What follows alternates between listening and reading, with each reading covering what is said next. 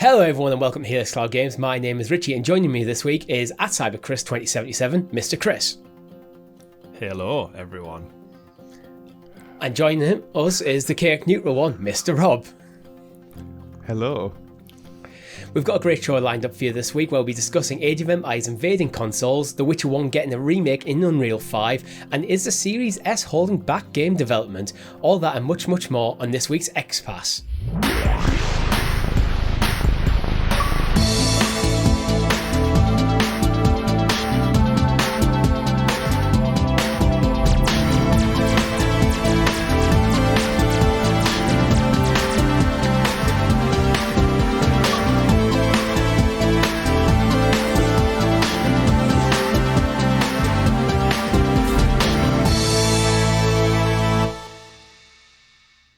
But before we get into it, if you haven't already, make sure you like the channel, subscribe to the channel or your podcast feed with notifications turned on so you're kept in the loop with all of our great content over here at Helix Cloud Games, such as Talking the PS, where every single Tuesday we break down all the Sony news in the clouds. Our topical cloud gaming discussion show, CloudQuest, goes live every single Friday, and our live streams, where most recently Chris and I played State of Decay 2. So gentlemen, because Rob gets a bit iffy if we don't ask him, what have we been playing? Whoa, before we get into all that, this is the first ever XPass podcast. That is true. We can't go straight into game. Let's celebrate the inaugural launch of this brand new Xbox show here on Helix Cloud Games. Richie's like, oh Rob, what have you been playing anyway? Just you know what? It's because we're here for a brand new show and you straight just default into anyway. Yeah, Rob, what have you been up to? Yeah, so Rob, what have you been up to? Playing some PC games in this Xbox. This is the first ever episode of XPass. Chris is trying to keep throwing me off. Him and Tom used to do this all the time when we first started SideQuest, where I'd start my intro and then they'd just try to throw me off my rhythm. It builds the Did the X's and all the different kind of like lettering not do that for you, Richie? But yeah, it'll be fine. He's got to do the tongue twister in a bit, so that's going to be fun to watch. I'm ready for it. Bring it on. It's exciting times. We announced this show probably about a month ago now, and it's fine here. We're recording it now. We all own Xboxes. Yeah, we do. For the first time in my life. Rob announced to us before the show that he is also buying an Xbox. I am, yes. I tried to on Saturday, but the convoluted way that All Access works means I couldn't. But I will have one on Monday. Yeah. So by the time you listen to this, Rob will be the proud owner of an Xbox. Which leads into one of the stories of the week, actually, about new owners and Xboxes. So, funnily enough. Yeah. Definitely, yeah. And what a week to start an Xbox podcast, Richie. I know. When there's literal news about the amount of people who are buying Series X's being new to the platform, and there's literally 3 right here. Yeah. The contrast between this type of news and Stadia news is blinding in contrast, I think. I mentioned this in our Discord server last week, whereas when we came to Sounds of Stadia, we were constantly trying to find news, trying to find what's the link to the Stadia platform. Hey, here's a game, this developer's got a game on the platform, we can now talk about that game. Yeah. This week, I've had to just go through the news and go, no, not talking about that, not talking about that, not talking about that, because it's just too much. At one point, our show notes were 5 pages long, as I just had to start cutting things. Yeah, some might say we might have to XPass on these stories. Yeah, indeed. So, Rob, what have you been playing? So, mainly I've been playing Civ 6 on PC, but because this is an Xbox-themed show, I will focus on the second game I've been playing, which is Chivalry 2, which is such a fun game. I hadn't played it until it came on to Xbox Cloud, and now I have it. It's such a good, fun game, and that's been taking up a margin of my time compared to Civ 6, but both super fun. Massively recommended. Well, we'll find out on Thursday because we're jumping into a first look as part of our Thursday night live stream. Yeah, don't expect me to be good at the game, by the way. People who watch the live streams. No, you're the leader of our army, Rob. Rob, you're the captain. Yeah, so you have to teach us through it. We expect you to be good. It's all on you. If we lose, it's your fault. Okay, I'll take it. No pressure. What about you, Chris? Quite a few things. Again, Game Pass giving me the benefit to jump around, so I'm still chipping away doing some Disney Dreamlight Valley with the wife. We of course played State of Decay 2 for our Halloween spooky stream last week. That was a fun laugh. Finished Plague Kill Requiem, albeit on my PS5. I know a lot of people are playing it on Game Pass. Fantastic game, absolutely love it. Definitely play that and the original one. And I've been dabbling a little bit more in Death's Door with my Razer Kishi and Samsung combo as well on the move. That's kind of my portable game at the moment.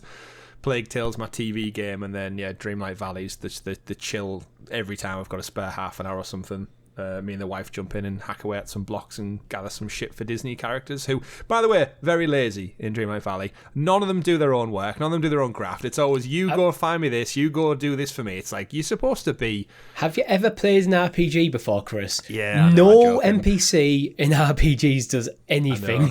It's funny because obviously my wife's not like a big gamer, but when she does play stuff, when she has to like collect 25 pieces of like hardwood or granite or rock or something at the moment, she's like, why can't I find it anywhere? And you've got to go back and come back to the same location, and when it refreshes and hack at it again and collect the blocks. And I'm like, oh, sweet summer child, you just don't understand video game loops and how these things work. And I was like, don't let me introduce you to the microtransaction store, because that will that will potentially put a dent in your savings. But across the board, just a great mix. I played a little bit Scorn actually as well after your first look on the channel, Richie. Check that out. Again, I think a bit too slow for me, for what I'm looking for in like kind of like a horror spooky game.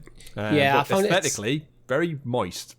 It's probably it's the moistest kind of, looking video game I've ever played. Oh, it's kind of like some of the controls that you interact with, just like these like tubes that he sticks his fingers in. It's horrible. It's creepy. First puzzle, didn't really know what I was doing. Similar to what you found as well. That big like one wall thing. I was like, what the hell? What the hell? And you had my first look to literally watch to figure out. I don't know what I'm doing. Like, I found that things like nothing. I played around, nothing seemed to be happening. This is stuff that I cut actually, and then I spent about half an hour, like 40 minutes, exploring that like area you get into. Like, I don't know what to do here. I kept going back to that wall. It's got to be this, but like I had no kind of insight of what to do. And then like I watched the video and was like, once I watched the video, like I clicked like because he had that. There's like two things that lit slightly differently. They have to interact with. It's like, oh, that's what I have to do. Yeah, definitely. And I've installed Tunic on my Series S as well. The one with the little fox, the kind of Zelda game. There's a little cute fox that came out exclusive earlier this year. So that's going to be another one I'll check out. So the miracle of Game Pass. Yeah.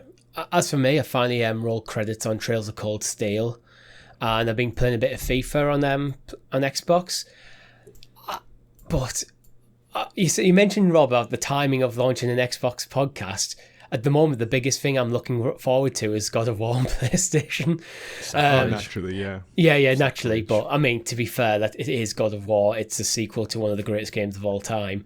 So I'm kind of in that like limbo state where I don't want to commit to anything.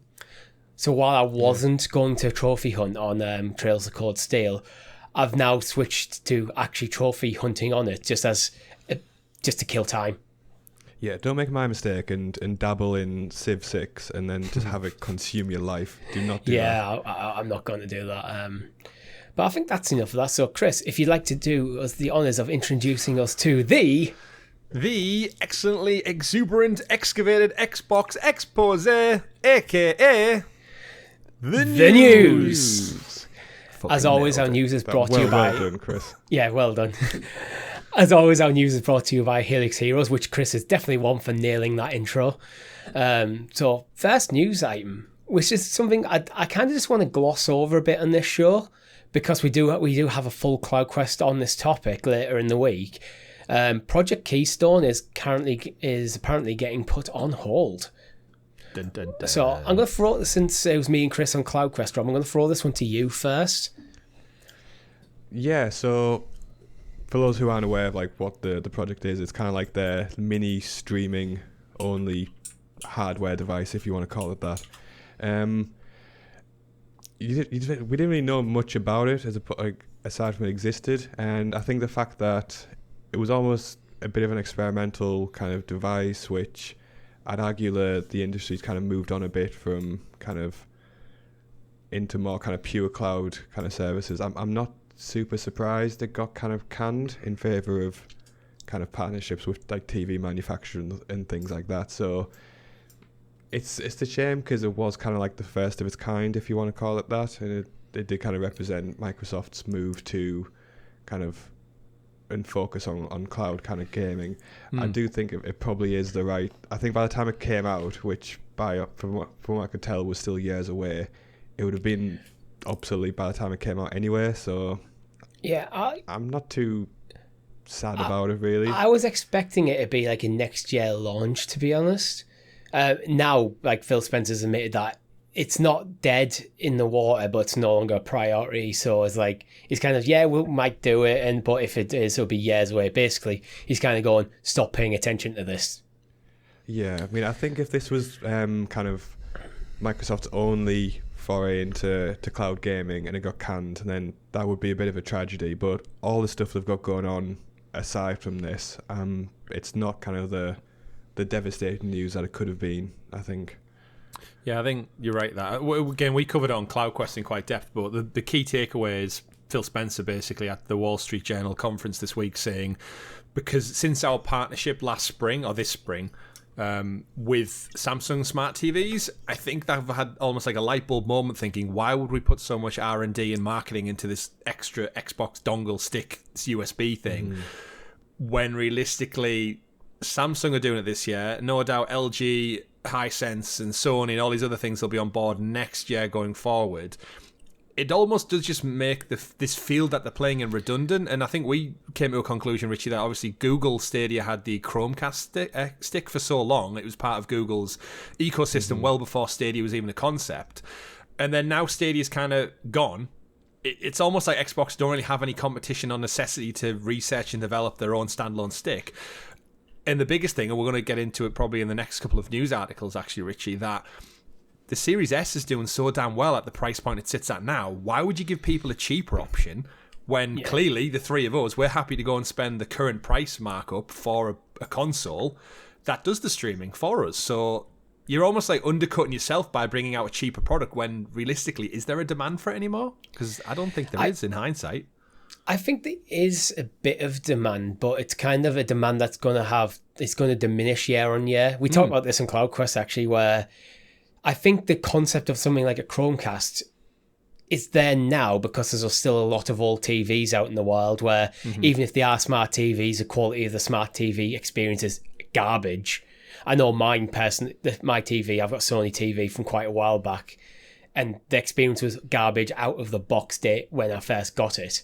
So I've never used the smart features on it, ever. I had a Chromecast. It was better. It was a better experience. But modern TVs don't have that problem. So and then you got things like the Chromecast is already out there and now Stadia's gone. It's actually to Google's benefit to get Xbox Cloud Gaming on Chromecast. It becomes a selling point from a Chromecast rather than a competitor for your own service now. Yeah. Well, this is the irony, isn't it? Once Stadia closed, we've seen Google immediately start promoting Chromecast with partnerships with Asus and GeForce Now and Amazon Luna, and it kind of makes you think like, well, actually, if you're at Microsoft and there's Chromecasts and Fire Sticks and smart boxes and smart TVs already out there in the wild, and all of those manufacturers and tech companies are going to put their own money into making these products, if all it requires from you is to put your app on said products, surely that's just the easiest win ever. Microsoft go to Google, go, look, Stadia shit the bed, we know that. How about you just put Xbox and Game Pass on your Chromecasts alongside Disney Plus, Netflix stuff? Yeah. And we said again on CloudQuest, Rich, I know this is the first ever episode of XPass, and we've pushed CloudQuest more than any other show we do. I know. But then, yeah, like, why would, like, if I could just play on my Google TV Chromecast stick and fingers crossed, the Stadia controller somehow is made to be compatible with that, I could play any Xbox game on my TV using my Stadia controller or any other Bluetooth controller. If they could just kind of hash that deal out, and I think now Stadia's dead, why would Microsoft push another product when, like Rob said, it just becomes more defunct year on year on year? And will we be sat here in 2026 and Microsoft is still really thinking about putting this product to market? Because they've almost missed the boat on it. Like, not to their detriment, but it's almost just came and the moment in the sun has gone. Yeah, the crazy thing is how far away it was to like a release. I figured this was out in like the next at least 18 months, like, but apparently not. Yeah.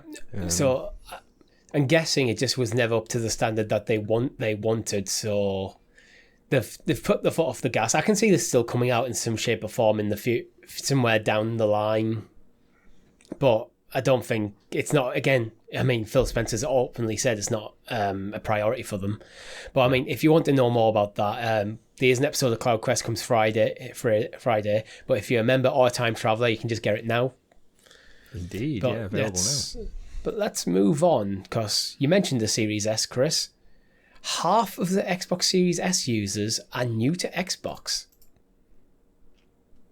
Crazy statistic, that, isn't it? Because we had the Microsoft earnings report this week, which is kind of where all of the news, perfect timing for an Xbox podcast, all of the news kind of dropped, and there's been so many little granular bits of information. But we knew the Series S was doing well, but damn, half of their users are brand new to the ecosystem. Is from a business trying to acquire new customers, they're gangbuster numbers. That's just what you wanted, right? Yeah. And it was like a bit of a, like, when they first announced it, I guess I saw it as a bit of a risk for them, kind of like having like the kind of like muddying the waters on kind of, is it next gen? Is it not? Is it like you create like a 2-tier system here? But it's really, really paid off for them. And again, like with like Xbox All Access, it seems like the S really is kind of like pushing that forward more so than the Series X, because I think the X is like £8 more per month, isn't it, for on Xbox All Access? So yeah, it was a gamble, and it's really paid off for them, and it speaks of a really strong ecosystem developing for Xbox as well. Yeah, the thing is, gaming is an expensive hobby, and the Series S, I think, makes it more accessible. And like, I'm one who kind of fights against the marketing push for 4K a bit, where it's like, at the moment, it just feels like it's 4K this, 4K that, it has to be 4K. It's like, but I'm turning around and go, but the majority TVs in the world are still 1080p. Mm-hmm. Like, having saying your console can hit 4K 120 frames per second doesn't make sense to someone who's got a 1080p TV that's capped at like 90 hertz. You're just leaving a lot of the performance. I have that problem with my PS5. My PS5 is much better than my PC, so it's like the Series S makes perfect sense for me, but it makes it so approachable, especially with Game Pass. I think that's why it's done so well. It's like a lot of people, like, I don't think I would have bought an Xbox this generation if it wasn't for Xbox All Access, if it wasn't for the fact that we were launching Xbox Podcast. And the overall price of the Series S and Game Pass, it just make it look like I can have my cake. It's basically have my cake and eat it situation where I've got my PS5. So if I want the absolute best in performance, I've got that. But now I'm also got a foot in the Xbox ecosystem, and it's like this. It's the dream.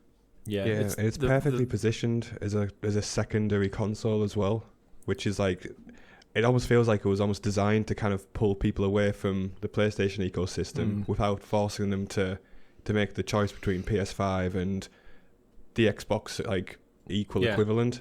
Absolutely. I think that's been the key to it. It's so supplementary, isn't it? It's almost like how a lot of people, like the Nintendo Switch has done so well, and I always think of the Switch as like, if you're a big tech enthusiast, you're always going to have probably a top-end PC or one of the main consoles. And even though Switch is so underpowered, it offers enough to make people go, oh, you know what? It's different enough, and it offers a different enough library to make people think twice.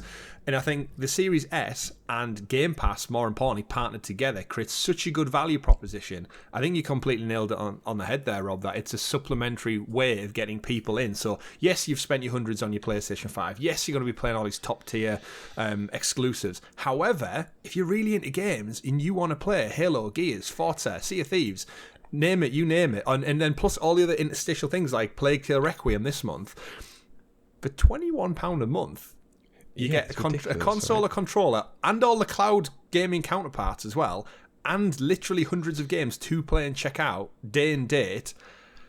It just becomes more appealing, doesn't it? And then the way the world is now with finance and stuff, the fact that you can pay £21 a month, that's like less than half of what most people pay for their mobile phone contracts. If you're a parent or just a gamer, great, I've got my PlayStation, I own it outright, but the fact that I'm paying £21 for this extra thing, that gets me so much more, it's such a rich proposition. It's doing wonders. So no surprise on my part.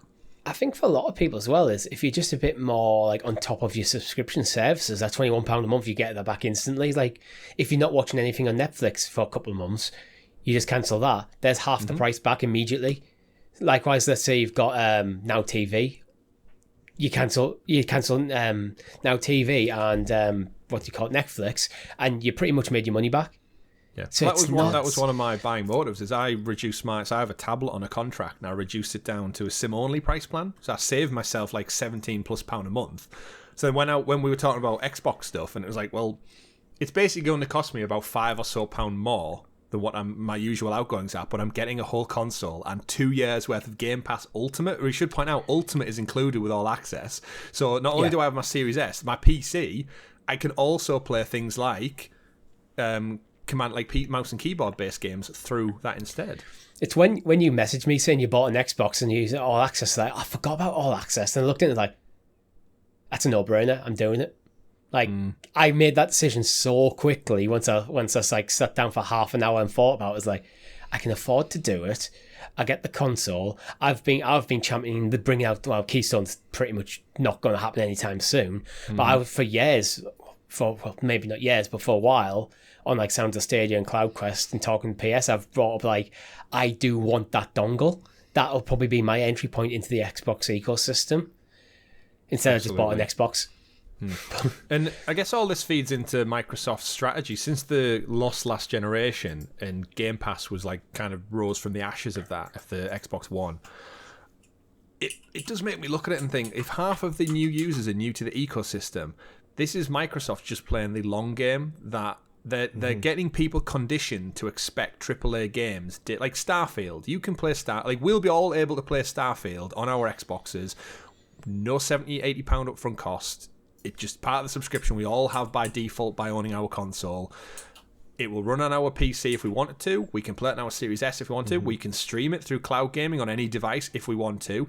And it almost makes you wonder in another 5 or 6 years when the PlayStation 6 is announced and the next lot of Xboxes are announced, how many people year on year have now been conditioned to go, well, on Xbox I get all my games day one. So why would I want to go and pay £70-80 for a Sony exclusive, albeit as good as they are?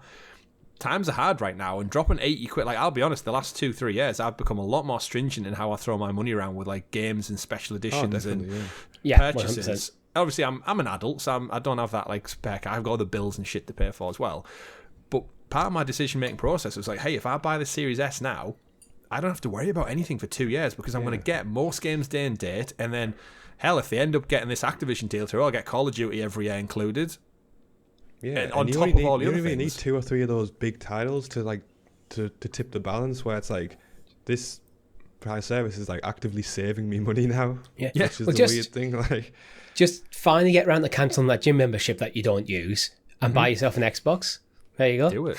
Do it. Yeah. Don't get that McDonald's that one Friday evening, and that's £10 save. That's half of your subscription amount. In Starbucks can cost like £3 to £4. If you have like one a week for a month, there's your Xbox. Absolutely. Yeah, make your coffee at home. It's like, it's not. Yeah. But Xbox really are just kind of like making some very, very smart moves, and you have to consider as well that like the amount of new people getting into gaming, like that it's probably going to kind of peter off to an extent, because like kind of there's no kind of new generation, you know what I mean? Like kind of like our age are active, like strong gamers, kind of, and every other generation is going to be the same almost, and it's going to have a saturation point. So it does become kind of stealing from each other's platforms becomes a much more important kind of strategy to kind of to grow your market share if you want.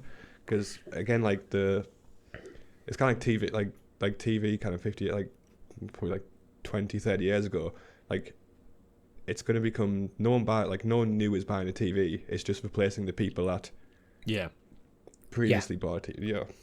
So there's a limit to how many consoles can basically be sold, which is why you have to keep bringing out new consoles and actually pushing the industry forward. Like otherwise it'll stagnate.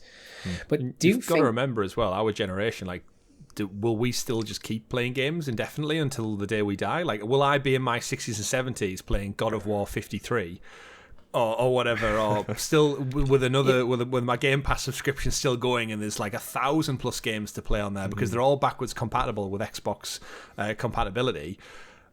Or will we just slowly... You don't know. Like, I don't ever think I'm going to stop watching movies or TV or listening to music. So I guess it's just kind of, like you said, saturation points as they go on. But you it's an mentioned industry music. that's so in flex at all time. Like, our generation is at the front of it all. Like, obviously not just us, but there's older gamers than us. But, like, I'd say we're the first... Like, millennials are the first group who fully embraced it and stuck with it beyond we're the generation that broke years. the stigma. Yeah. That like gaming was for kids. Like we kind of went, no, we're going to keep doing it. Yeah. And there's generations of older than us that kind of like, what, you playing games and weekends? Like, yeah, what are you doing? Hitting sticks together or something, mowing the lawn? Like, what do old people do? That's an insight into what Richie's parents get to on a weekend. Do you just kind of think like the way Xbox is going, it might push Sony into the more like Nintendo kind of style niche where it's like, people go for the PlayStation just for the exclusives, then go bounce over the back to the Xbox for everything else? Yeah, I think PlayStation still have it in their mind that they're a premium brand and they hold their games at like such a high premium threshold. It's like, no, you will pay £70 to play God of War. You will pay £70 because it's worth that quality. And we will. But then Xbox have gone totally the opposite direction. Said, hey, Starfield's going to be absolutely amazing. But you know what? You get it on Game Pass for 10 quid a month or 12, 13 quid, whatever it is. And the more Starfields is, the less the God of War argument that works for Sony, because you might go, well, yeah, I know that's going to be a great game, but I've also got all these other great games that are not going to cost me anything additional. So absolutely. And the litmus test really is going to be if they get this Call of Duty deal through, because whenever that first big Call of Duty game comes out and Microsoft go, it's included in Game Pass, and everyone goes, why the hell would I go pay 80 quid to play it on PlayStation when it's literally included for £12 a month over here? And I think that's going to be the tip. And all these people saying like, oh, they'll take Call of Duty away from PlayStation. And Phil Spencer keeps coming out saying, no, we're not. We want to keep it on there. He wants to keep it on there because the more people look at those titles on PlayStation for £70, but it's included in Game Pass over here. It's like, why would you go out? It's like Netflix. Why would you go out and buy a movie on DVD or Blu-ray for £20, £18, £15, whatever it is, when you could just watch it, stream it, and then cancel your subscription? It's unless you're a collector. But I think most collectors... between.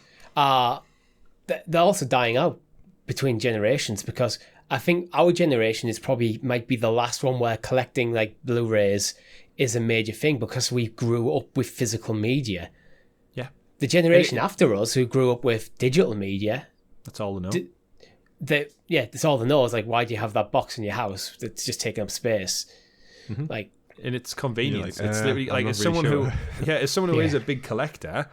I haven't bought anywhere near as many Blu-rays as I used to, because like now I've got Disney Plus, especially all of my Marvels. Like I've got nearly every Marvel movie on Blu-ray, but I am at that point where I'm like, why would I spend 23 quid for this steelbook of whatever, other than just to have it on my shelf when I could just watch it on Disney Plus? Like it's there. And you look at the shelf's full, so they have to get rid of something just to get these things. Yeah, that is true. Yeah, I might need to get rid of some stuff, but it is like it's a dying breed, and like music, like film, TV industry is like it's all just going to the convenience model of a subscription service. Well, you mentioned convenience. Going into our next topic is cloud gaming. I mean, we're a cloud gaming podcast here, so it's like Microsoft are also pushing the way forward in cloud gaming. And last year, there's about 10 million people who tried xCloud, Xbox Cloud Gaming, if you prefer. It's up to 20 million this time. It's doubled. That's a lot of people. Yeah, it's insane growth. Like if you consider like a product that is still very much in the kind of, I guess like the beta like kind of phase of Microsoft has called cloud gaming immature. Basically, they acknowledge that this isn't where cloud gaming will end up. It's still growing. Yeah, as like a first early adopter step, like the growth figures are ridiculous. And like I know kind of internally they're a bit kind of negative about missing their overall target like year on year, but like the targets they set themselves are incredible, really.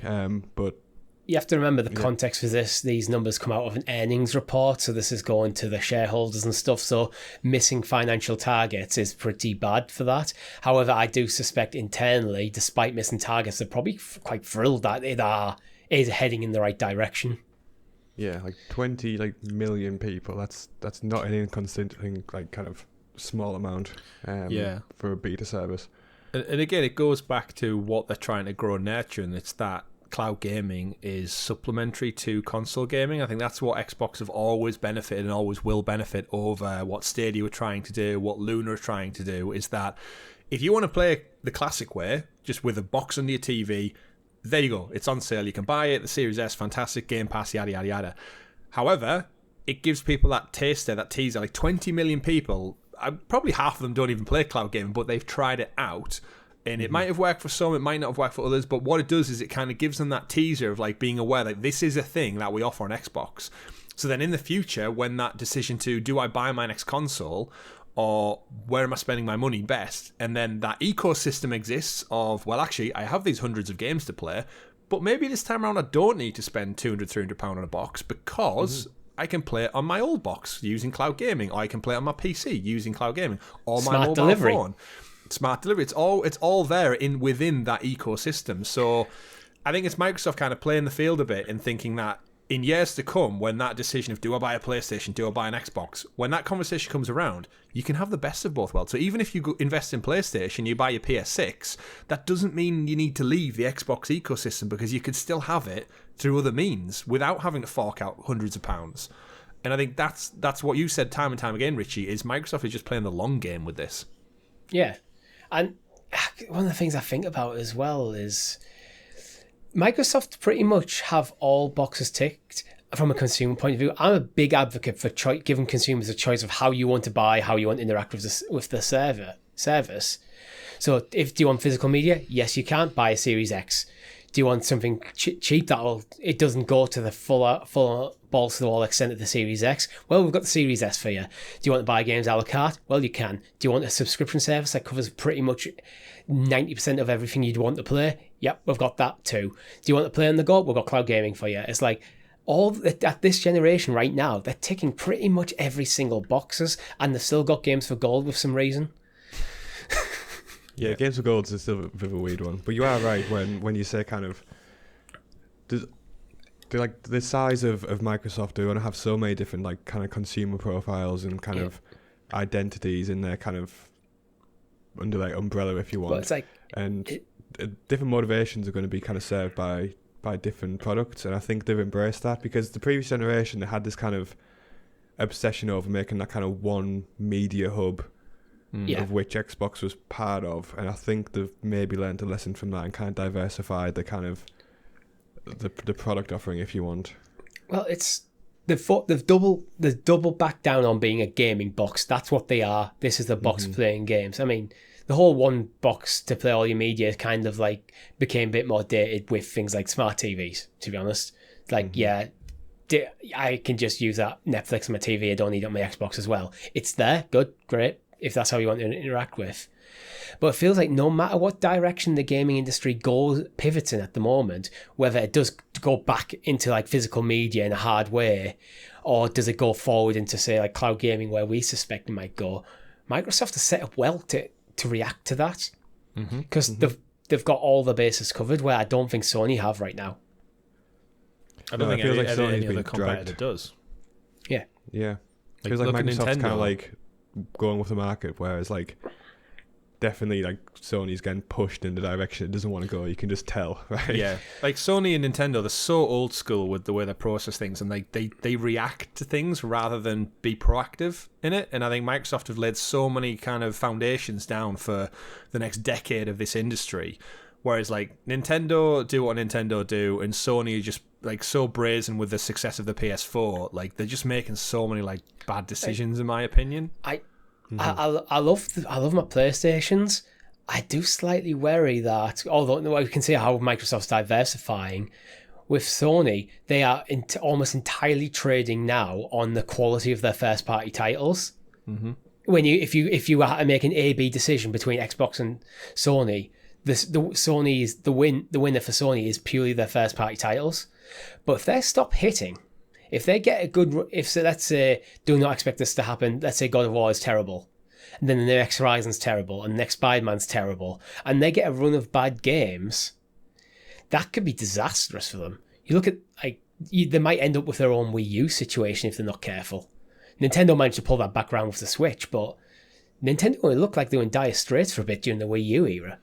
Did I remember at the end of the Wii U era, people were saying about like, don't worry about Nintendo because they've got enough money in the bank to stave off kind of like having to go bankrupt or something because they had like a lot of cash assets. Yeah. But it's crazy to think in hindsight with the success of the Switch, like how that was actually a conversation going around. Yeah. And like there was genuine, serious conversations at the time before the Switch was launched. Is like, should Nintendo just give up, do the Sega thing, give up on the hardware, and just become a publisher? Mm-hmm. And I think I was probably at the time in favour of become a publisher. Yeah, I go to Nintendo for your IP, not for your hardware. Yeah. I remember watching loads of coverage of the Switch, even the launch announcement, and when they showed it, they were like, "Oh, the sticks come off," and they were showing 1-2 Switch and the stupid ice cubes in the controller and stuff, and the gyroscopes. And I just looked at it and thought, no one gives a shit about any of that. 140 million Switches later, how wrong many people were of their first initial spec, and the price point as well, which hasn't gone down since launch. I think it just shows you like the industry is so adaptable, but gamers are out there and we'll play wherever the hell we want to damn play. I view the Switch as more of a successor to the 3DS than the Wii U, to be honest. Yeah, I think because the 3DS was very much on its way out at the launch as a Switch. Mm-hmm. It's like it made that obvious, and so the handheld side of Nintendo was always really strong. If they brought out a sequel to the 3DS at the same time as the Switch was your home console, I think that would be still like doing like Wii U numbers. Yeah. But so save that for the Nintendo podcast though. Yeah, in several years' time, hopefully. But moving on, games with gold. First of all, I want to ask you guys, why is it a thing? Like, it's just a remnant of like it's a relic, isn't it? It's like Game Pass has superseded this tenfold, and yet Microsoft still put out this mere selection every month to appease. You've got to imagine very few people now who are like, how many people genuinely out there subscribe to Games with Gold and not Game Pass? Yeah, like the layer of it must be tiny, right? And it's mainly because like legacy kind of customers who probably aren't particularly valuable as a little segment in Xbox now anyway. It's just a bit strange. I just want to have this conversation now so we don't have to have it every single month, to be honest. Like, we could kill it right now. What if this is the last ever Games with Gold announcement and later on this month they announce that we're done with it? There might as well be, because I mean this month's games November's games are Praetorian's HD Remaster and Dead End Job. Such a bad offering. Like, why? Compared to Game Pass, the offering, it's like...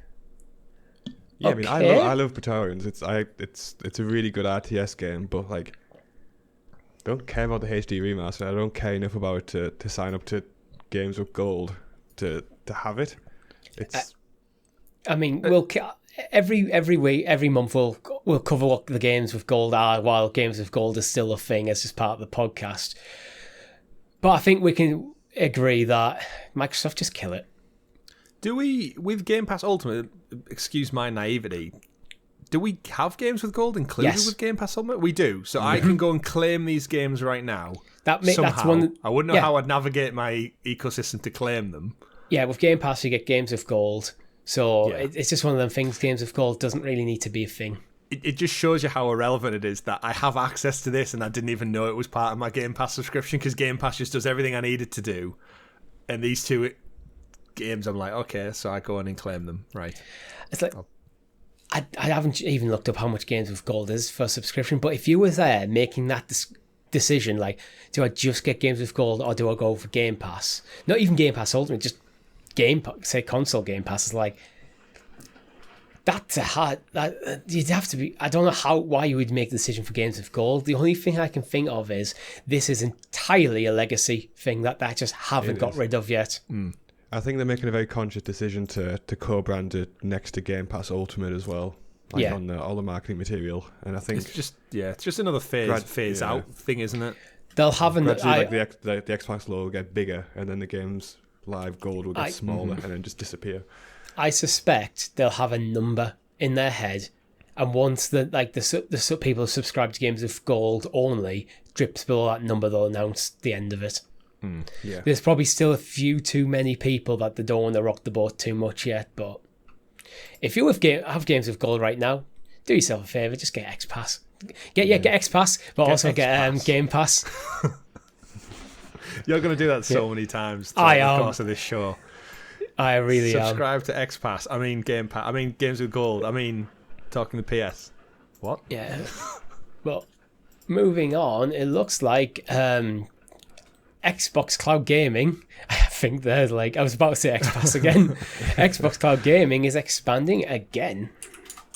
And this time I think it's expanding to more, where is it? ARM-based systems, such as Surface devices.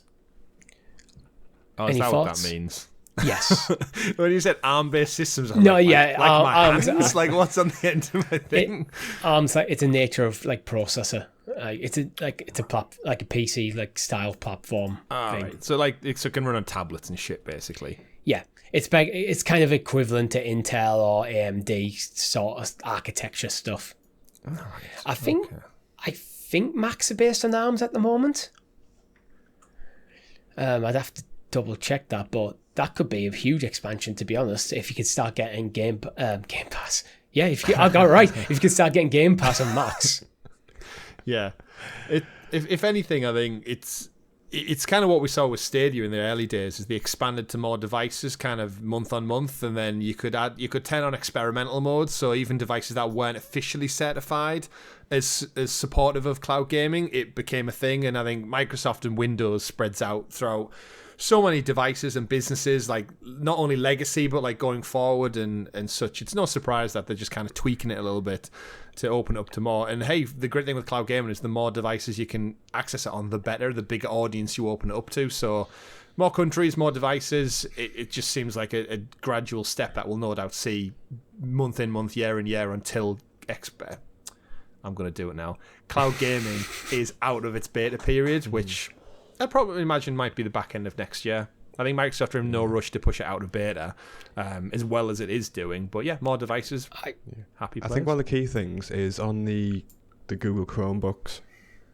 That's they've added a load of new support for those, and I think that's going to be a big opportunity for them, because I know a bunch of people who have no use for a kind of full-on kind of laptop or PC setup, but do get a lot of value from a Chromebook, which is considerably cheaper and kind of hits some people who wouldn't normally be as tech heavy in the home. It's that's going to be a good one.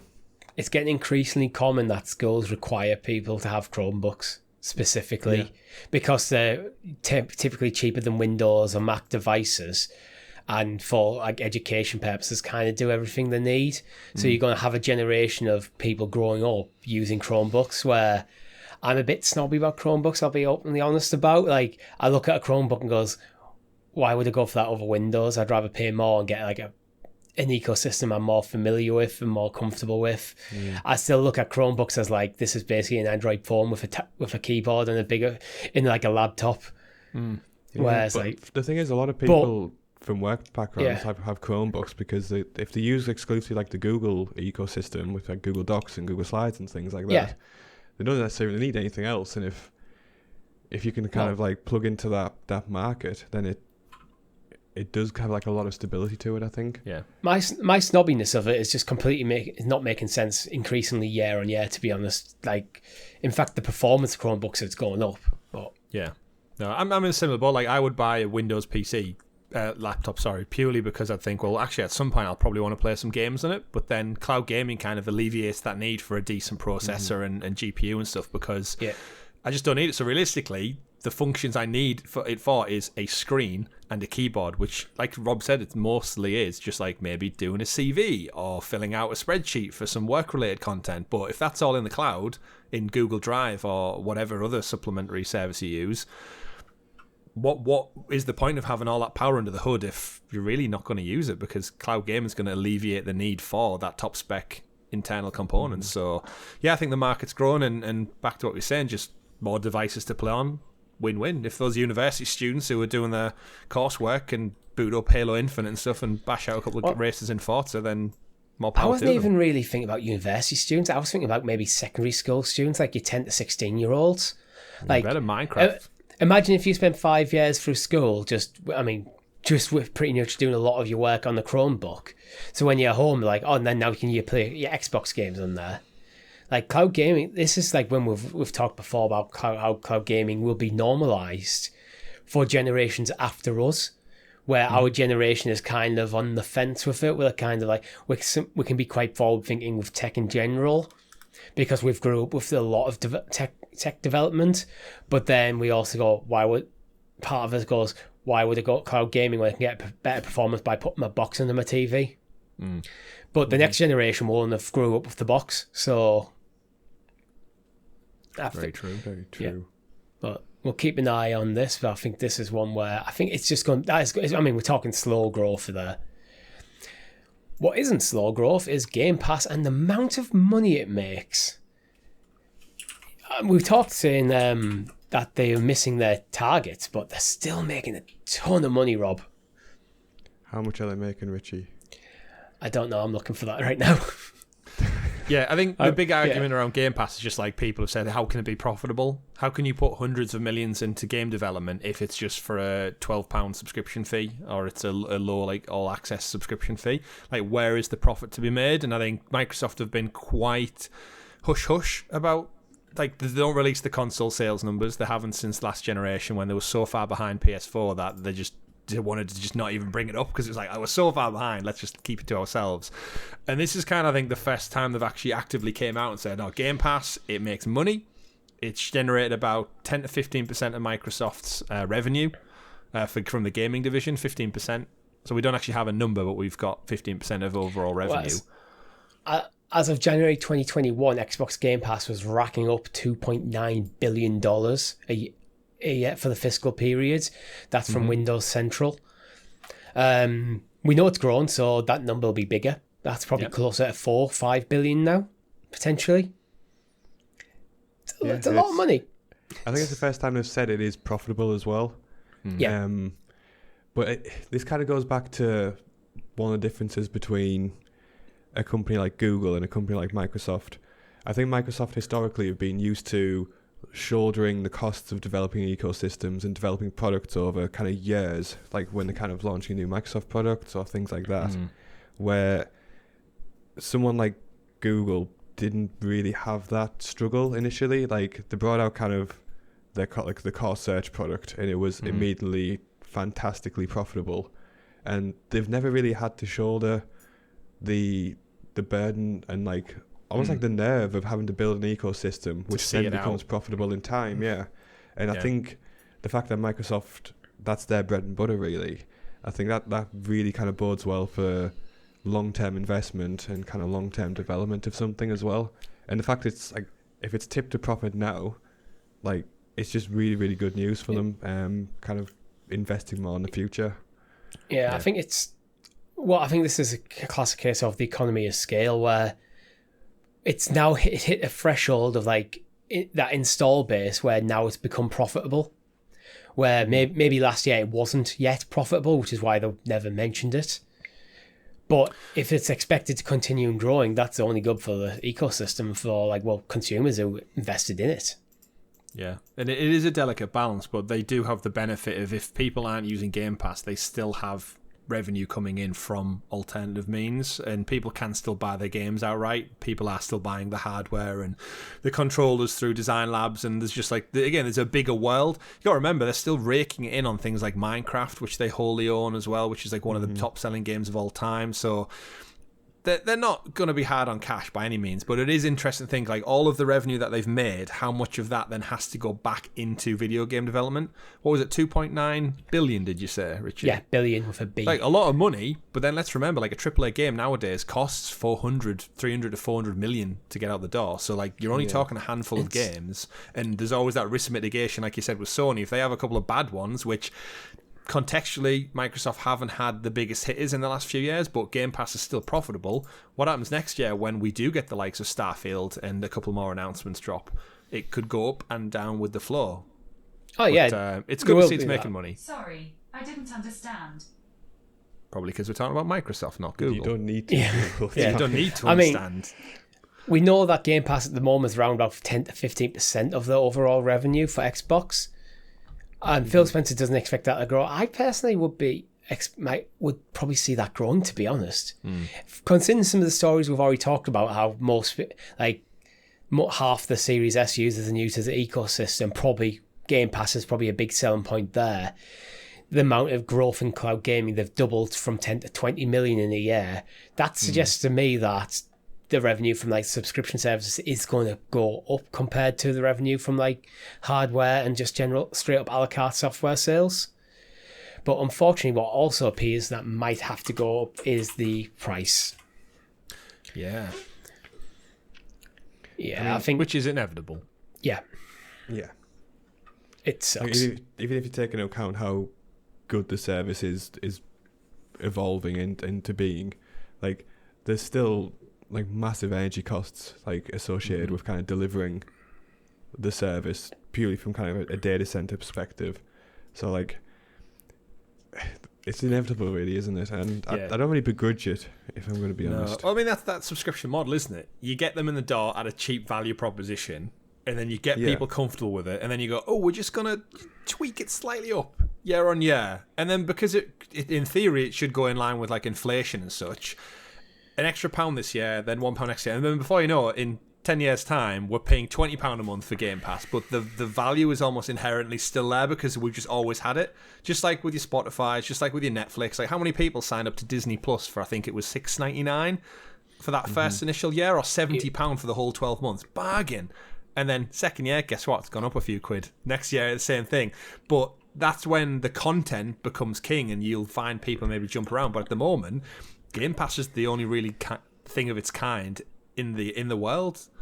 So until Sony offer one and Nintendo offer one, and then you can compare them all side by side, like for like, at the moment I think people are happy to pay it because still there's that value proposition of, well, if Starfield would cost me £80, but Game Pass is still only even if it goes up to 15, I'm still saving money if I buy a couple of AAA games a year. So yeah, no surprise.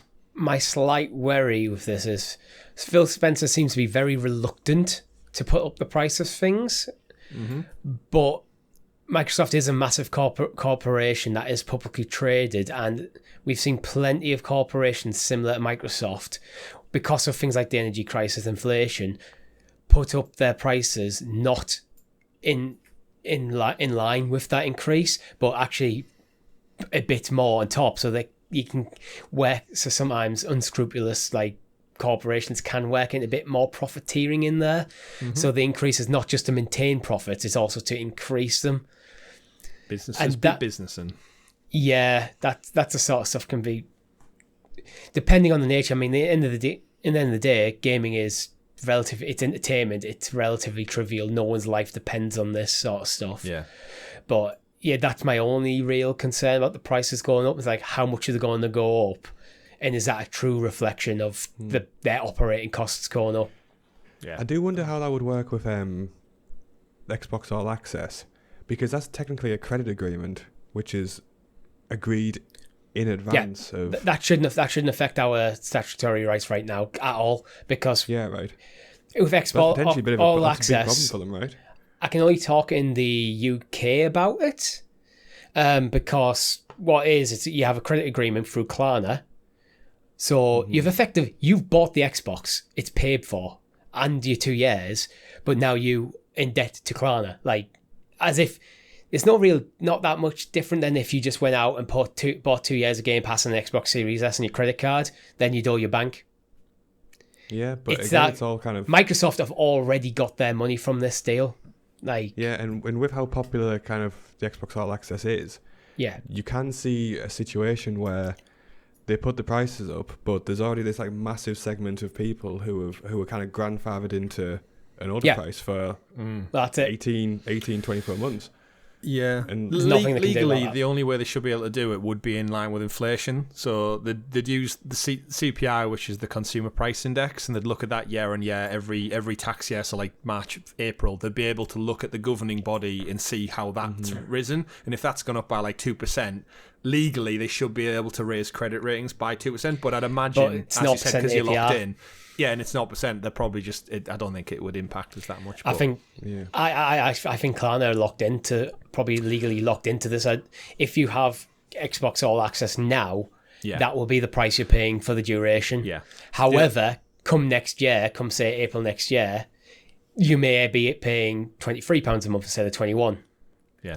If only we'd have read the 8 pages of terms and conditions that we no doubt all three of us signed for All Access, and Yeah. there's probably a paragraph in there that says your contract may go up in line with inflation, XXX, Yeah, I imagine and so. and we just went tick tick tick, send me my Xbox. But that would be a decision probably by Klarna, and probably Microsoft yeah. have no say in that because, as I said, my understanding of it is Microsoft have already been paid.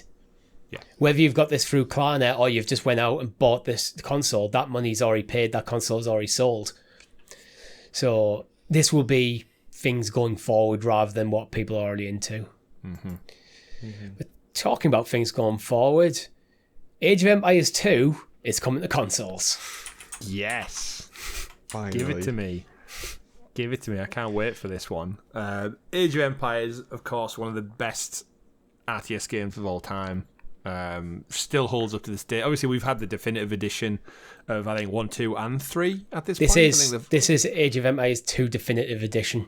yeah, so That's we've had all coming, them, but the fact that they're coming to console, I think, is wonderful. I know sometimes they don't translate well necessarily as across because you lose the mouse and keyboard adaptability, but the fact that I can sit in my living room on my Series S and just play Age of Empires on the big screen TV is like, that sounds so cool. Like, we were playing this like 15, 20 years ago, guys, on our old, whatever, Windows, Vista or XP or whatever the hell it was running on, and it was so much fun. I can't wait. Give me some Age of Empires. And to add to it, that means this is coming to the cloud as well. I can play it on my phone, on the tiny, tiny screen. There's got to be a stream of us free playing Age of Empires 2 going forward, somewhere in this. Oh, I think definitely. that one of the things to note as well, like, I know historically PC game kind of ports to consoles have been a bit lackluster and haven't really got like the UI down and things like that. I will say it has got better in recent years. So I played the Stellaris console version, which is like a big 4X strategy game, and like it's not perfect and there's kind of drawbacks to it, but it's light years ahead of what was the standard a few years ago. So yeah, I think like these types of console ports can surprise in terms of like UI and things like that. Because I remember historically there's been some garbage, but it does seem like they're getting like a better handle on it and what things to strip away and which ones to kind of keep with consoles. Definitely, yeah. I enjoyed Jurassic World Evolution 1 and 2. Like, again, predominantly should be played on PC, but yeah, I've thoroughly enjoyed my time with them. My skepticism more is because it is real time. I think turn-based is easier to do, even if the UI is a little clunky. The way you interact with the game is a little clunky because you can take more time over it. But if you're making quick in the battle decisions, I don't think it'll ever quite get to mouse and keyboard levels. But I'm still happy. I'm going to definitely give it a go. Yeah.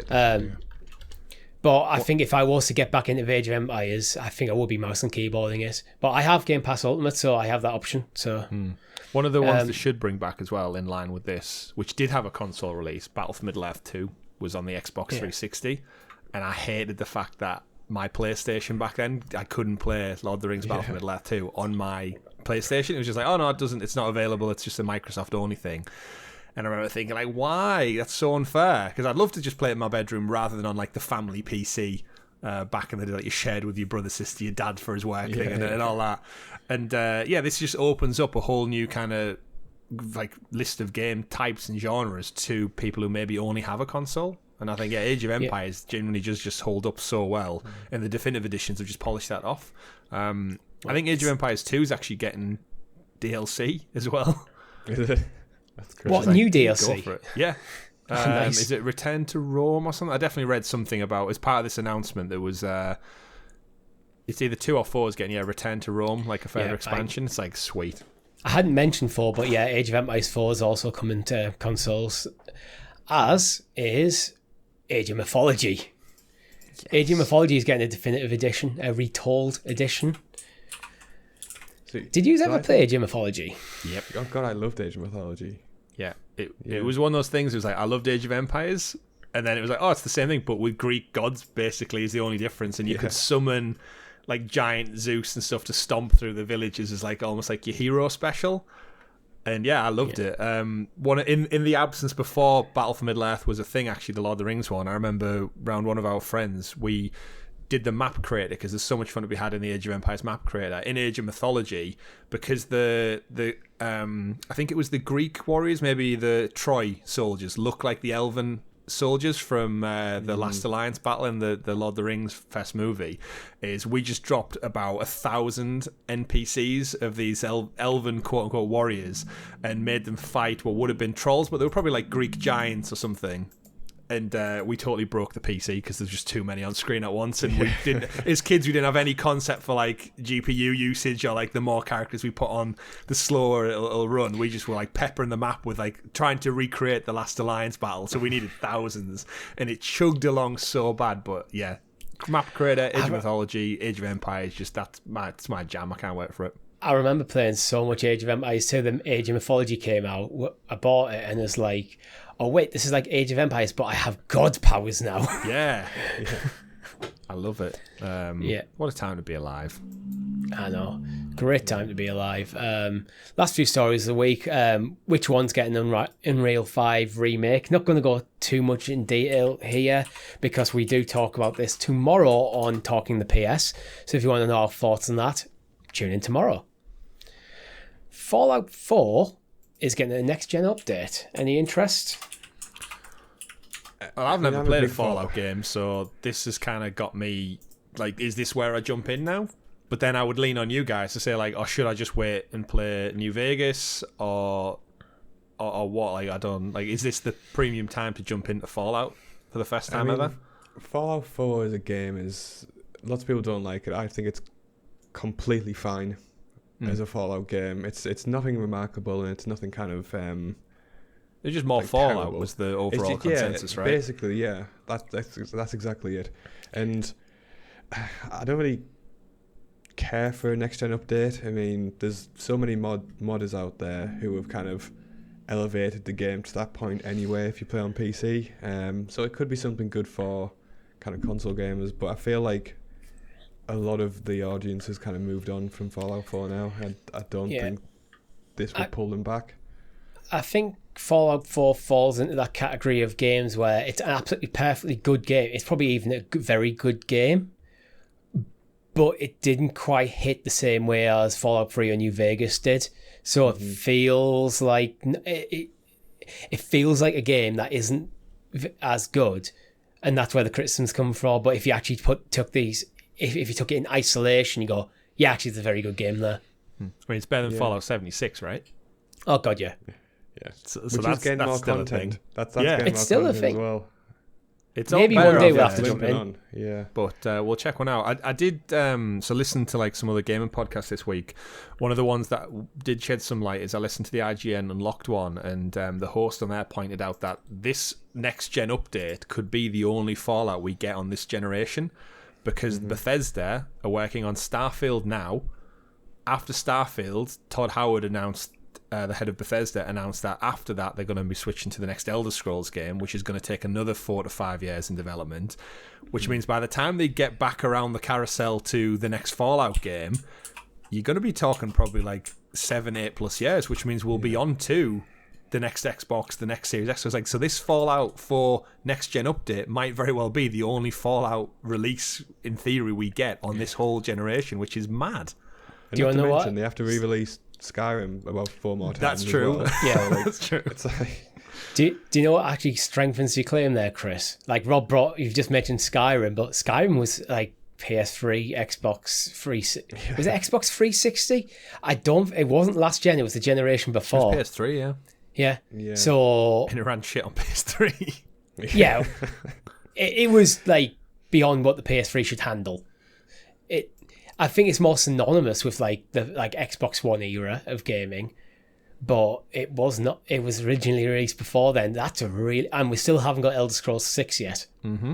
So it's Starfield, Elder Scrolls 6, then a new Fallout. Yeah. Realistically, the only thing I could think that would save it would be if they handed it off to the New Vegas team, Obsidian, instead. Obsidian. Oh, because God. they obviously Yeah, they're well that'll be a revered for dream. making the best one, and they're Both also owned in by Microsoft's Microsoft. wheel. Yeah, exactly. So it's kind of like Microsoft have this ability now to say like, okay, you guys just graft on what you're doing, and we're just going to pick up this IP and give it like whoever you're going to give it to in the whole world of gaming. Obsidian is surely the best partner to Yeah, hand you it just over to. obvious. you just take Obsidian and you put them under the umbrella of Bethesda Softworks, or whichever the publisher arm of Bethesda is. So Bethesda it's still a Bethesda game, Yeah. but Obsidian are now one of their developers. Yeah, but Obsidian obviously very different because they've got Avowed coming out next year, and then they've already announced they're working on the Outer Worlds 2, which is another open world RPG. So it's like, oh, maybe they're already like quite full on their roadmap for quite a while yet. So Fallout might still be in this like weird place where no one is actually free who you'd trust to work on it, really. I know, it's very Yeah. sad as well because it was one of like the kind of like the stalwarts of the gaming industry, and it's just been left to fester a little bit. I mean, Fallout 4, opinion was split on that. 76 was universally panned, and it's for an entire generation. That's the only Fallout experience those gamers will have had, and it makes me a bit worried about the future of the franchise. Of like one I particularly love. So But we do have the we'll Fallout see. TV show, Rob. They dropped the first image of that on Twitter this week on Prime That Video. could go either way. That could be amazing, but also absolute garbage. Yeah. Just think we could have 5 seasons of the Fallout TV show on Amazon, and then the whole show wraps up after 5 or so seasons, and we still haven't had another game in those whole 5 years or 6 years or however long it takes. It's like, oh, that would have been perfect synergy, which we always talk about. And I don't know, maybe Fallout 76 will get some like season pass content to tie in with the show, because I think the show it takes place in Vault 33, which I don't think has been in any of the games previously. So it's like it's on its own trajectory, detached from the rest of it. Probably for the better, to be fair. Probably for the better. Just want to wrap up this show with something we originally wanted to be able to do on Sounds of Stadia, and that's just go quickly through the games that are coming out this week. So this week we have Broken Pieces, comes out on October the 31st, so today. Legend of Tianding comes out November the 1st. Lonesome Village, November the 1st. Missile Command Recharge from Atari, November the 1st. Hat Up, November the 2nd. Shattered Remastered Deluxe, November the 2nd. The Entropy Center, November the 3rd. Ghost Song, November the 3rd. Golazo 2, November the 3rd. Sword and Fairy Together Forever, November the 3rd. WRC Generations, November the 3rd. Yuppie Psycho, November the 3rd. Bratz Flaunt Your Fashion, one for Rob there, November the 4th. Caterpillar, November the 4th. The Chant, November the 4th. Counterattack, November the 4th. Silver Narnia, November the 4th. Tanuki Sunset, November the 4th. Richie finishes reading this list November Yeah, the 4th. yeah, just actually. Well, yeah, I mean, so that's a big it's list. nice. It's nice to actually just have a list every single week of here's some new games to the platform that we haven't already talked about. Yeah. I will say as well, don't sleep on Entropy Center. I think that's the best one. It's basically Portal, but instead of a portal gun, you've got a rewind time gun. So basically, it's a puzzle, first-person puzzle game. But what you would do is say there was like a rope attached to a latch over the other side of the room. I could shoot the rope and rewind time to when that rope was connected to a different part. So it's essentially it's still Portal, but you solve the puzzles using time as opposed to a Portal. And I think it looks great graphically. It looks fun, and again, little puzzle games. I don't think it'll be that long. I'd imagine like 5 or so hours, but it's getting a lot of interest in time manipulation. So like one of them would be you'd throw a ball up in the air, but then you'd rewind it to make the ball come back and hit the switch, so you can go through it like a particular time. So you get what I'm describing. But Entropy Center looks really good. But that's all we have time for this week. If you've liked the video, hit that like button, subscribe to the channel, or your podcast feed of choice with notifications switched on so you know when all of great shows go live. If you want to join the conversation any further, we do have a Discord server. The link is in the description. With that, thank you very much for watching. My name's been Richie. I've been Chris. And I've been Rob. We didn't discuss the order we were going to do that in, so well done, guys. We'll see you in the clouds. Bye. Happy Halloween.